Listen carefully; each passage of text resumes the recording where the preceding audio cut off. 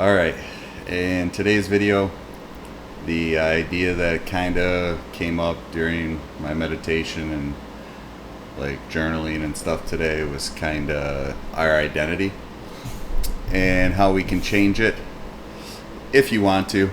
I mean, throughout our lives we've been conditioned to believe in certain things, conditioned to behave in certain ways, which isn't always bad things, but there are some bad things that, we kind of get lazy. We kind of want everything to be easy. We don't want everything to be hard.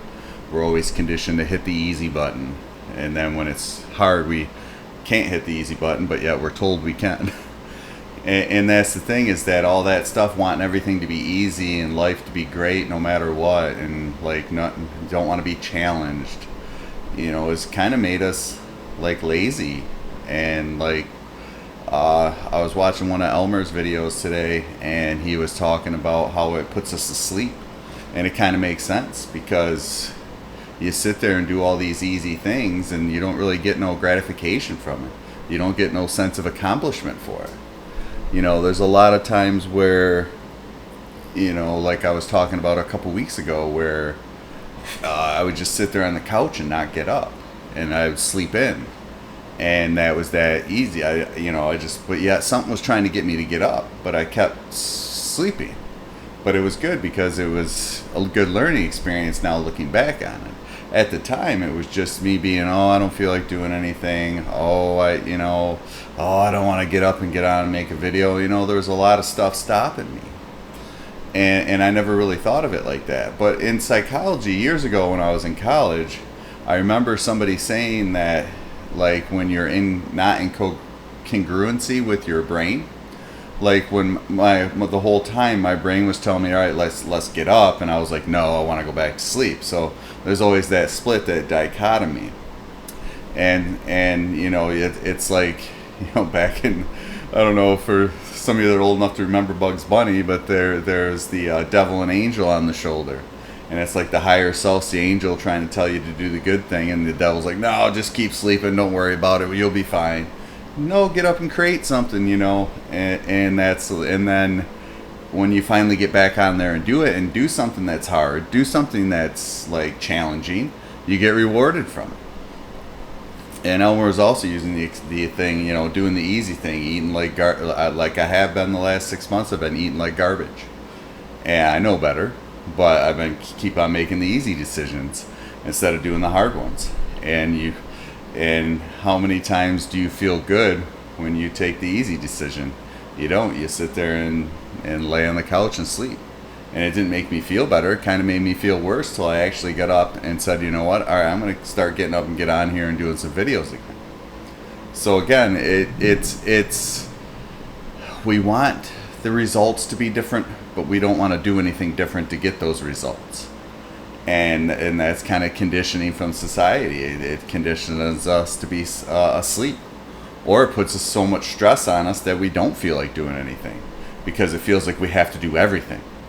I'm sure some of you felt like me before. You feel like you're in that fast-paced society, go, go, go, go, go. And there's always somebody right behind you, like, go faster, and then I got to get 800 million things done in one day, which is physically impossible, but we got to get it done. And if you don't, well, you're bad. Shame on you. But it's like I feel like we just need to slow down, be in the moment, focus on what we can get done, and just do the best that we can, and have goals and go after them. But I think it's more the slow. I think the tortoise had it right. It's that the slow incremental things over time add up to winning the race. But we live in a society filled with instant gratification, and we got, like I was saying the other day, that there's just so much advertising, so much out there now, with the internet, social media, TV, all these outlets trying to tell us what to think and what to believe. And I'm not trying to tell anybody what to think or believe, but it's just that they're always in control of your attention, and they're always got you. I mean, I love the internet just as much as anybody else. I like social media too. It's just that somewhere along the lines, you got to learn to realize what's good for you and what's not. Because there's a lot out there that's just drawing your attention away, and like Elmer would say, putting you to sleep, because it's just easy, easy, easy, easy. And he also put it as, you know, creating instead of consuming. Like me getting on here creating these videos makes me feel good. And it also makes me feel good because I feel like I'm trying to help other people too realize these things themselves. Because again, and that'll lead me into Dan Millman, the Peaceful Warrior movie. One of the lines from it was, "There is no higher purpose than service to others," and I feel like that's what it is. But but like I was saying, the stuff I was just talking about, the outside world and all the advertising, social media always makes it like, look at me. And again, that's fine if that's what you want to do. I mean, you know, it is what it is. But and that's good, but like, I feel like to serve your divine purpose, if that's what you're looking to do, then you have to, how can I help others? And the funny part is, a lot of times in our society, it looks like we're looked at as weak if we're like, want to help others and all this stuff, and people try to take advantage of those people. And again, you got to set clear boundaries and know when you're being taken advantage of, but don't let that, you know, don't let that stop you from being a good person, man. Don't let it. Never. And again, the circle of karma, circle of life. Screw that. Do you? And so again, like, I was taking some notes too, so I'm kind of seeing where this goes. But again, too, it's like our unconscious mind is where most of our like identity is. So, but we've had all these things beat into our head over and over and over and over and over again, and it gets into your unconscious mind. And 90% of the ways, the things that we do is controlled by the unconscious mind, which has been programmed for years by everything in the outside world if you weren't paying attention to it. It's like Wayne Dyer used to always use the Morse code as a way, you know, because he knows Morse code, and he's like, he never forgot it. Or he knew Morse code, he never forgot it because it was always there in his unconscious mind. But before he knew it, he had to consciously learn it. But then once he learned it, it's in the unconscious mind. So once we learn things, how to drive a car, how to ride a bike, how to play a sport, it's in that muscle memory, that unconscious mind of we're doing it. But see, you can also have the bad things, like the bad behaviors, the bad decisions, the sleeping things, go into your unconscious mind and train, and then I'm like, oh, I'm just going to sleep on the couch for a little bit longer. You know, so you got to learn how to consciously untrain or train it in a different direction, the conscious mind. And that's the thing, when you're creating a new identity, if you want to do something else, you got to change something. Because the way that you are right now, you got that way by the choices and the conditioning that you've had through your whole life. So if you want to create a new identity, you have to start doing things you've never done before, which is definitely going to make you feel uncomfortable in the beginning, because your conscious mind, or the unconscious mind, likes the comfort stuff. And it always tries to draw you to the comfort stuff because it already knows how to do that.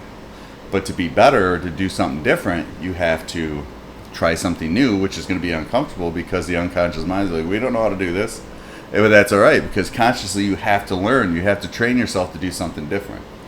You know, and like I was looking for some of the things to like how to do it and how to change your identity, and like self-reflection and awareness is one of them. You know, you kind of got to look at who you are, what you believe in, and I'll be honest with you. Sometimes even your beliefs and your values, me for certain, I don't what is it like? Act through all of them. Sometimes I mean, I work for a company that I don't really believe what they do, but I just try to, you know, do what I can. But and I guess I don't believe in the way they do stuff sometimes, but whatever, that's neither here nor there. But so, you know, that's a good place to start. And then oh Jesus, lost my train of thought there. So, but again, that was the first one: self-reflection and awareness. Be aware of who you are, what you like to do, what you believe, what you really value. And see, one of my values is to actually help people and serve people at a higher level. and to show people there's a better way. And no matter where you're at, there is ways to start the little by little, day by day, of creating yourself or doing something different that you never thought you could do before. I never thought I could be on here doing these videos. I was always afraid of what I was going to say. Am I smart enough? Are people going to be upset with me? Are they going to like what I have to say? You know, all these things. We all have these thoughts in our head, but it's conditioned by society because it makes us feel like we're, you know, shame and guilt and all that stuff. So you have, and the thing is that you got to do it anyway. And like I was saying, the unconscious mind is going to give you every reason why you can't do something new because it's so used to doing stuff the same way. So the only way you're going to change is to start. And again, it's going to be a back and forth scenario. Again, that's why I'm candid with everything, because I'm trying to show that the process isn't always like beautiful. You know, like Gary Allen says, life ain't always beautiful, but it's a beautiful ride, you know? So, but anyway, and then another thing is set clear intentions. Like you got to define what you want to become or the person you want to become. And then you have to start thinking about what they would do, what that person would do. Like get on here, do the videos, do the work, put on the things, like anything. You want to be a basketball player, get out there, get the shoes, start playing every day, or, you know, shooting around, doing stuff. Anything that you want to do something different, you just got to start somewhere and do it little by little, until you get better. And realize that you're going to have falters, you're going to feel uncomfortable, but you're going to get better. And then this is the third one too, is visualize your future self. So I kind of like that one. That kind of is where I started with stuff, is like the visualizations of seeing myself get on here and do these videos, see myself talking, seeing myself come up with ideas, seeing myself get on here with excitement and passion and like trying to fulfill and get, you know, everybody excited, because again, we all got it inside of us.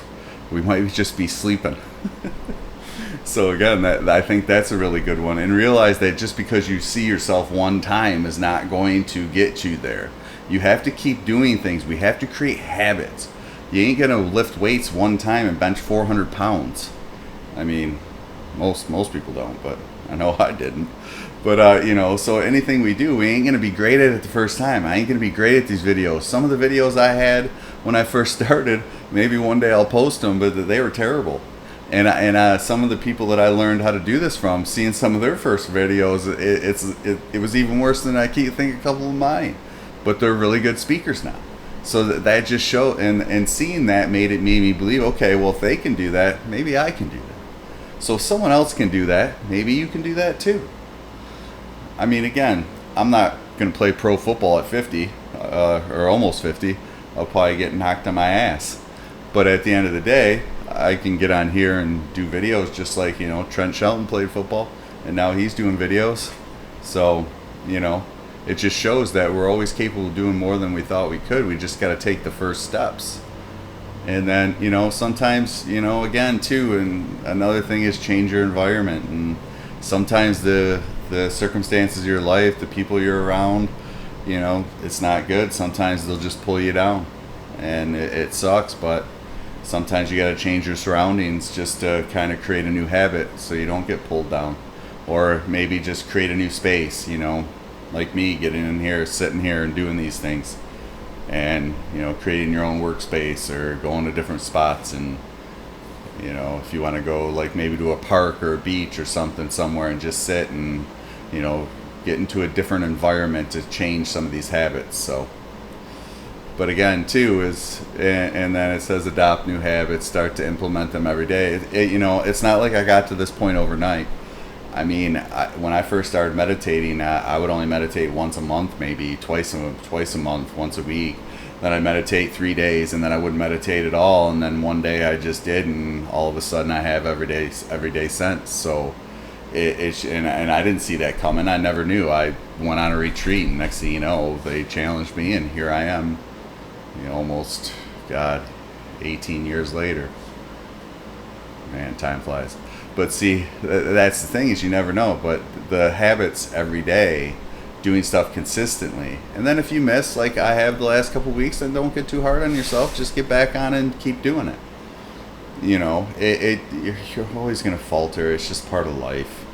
It's just that getting back up and doing it again and learning from it. And like I said, the last couple weeks, even though I wasn't doing something, here I've learned something from it. So even though I could sit there and say, oh, that was bad, but at the end of the day, now I'm looking back at it and okay, well, here you go. Sprungboard me to some new content, new ideas. But it also made me learn that I know that I, like the way I felt the last couple weeks of not doing anything, and compared to the way that I feel once I get on here and do this feels like my purpose. This feels like gets me excited. I mean, I don't always seem excited, but you know, I am. And I feel, but I just feel like the more fluent and comfortable you get over time, the more you let of yourself, the more that you'll just be. And then you keep creating that change, and then you become that change. So with your identity, it's not going to change overnight. You're not going to learn it all. Like I just saw someone was talking about, like, they've been meditating for like 2 years, and they're like, I want to get deeper at it. And you know, and that's it. It's a process. You know, the first year I meditated was ups. It was a roller coaster ride. It was ups, feeling great. Then all of a sudden I felt bad, and then not great.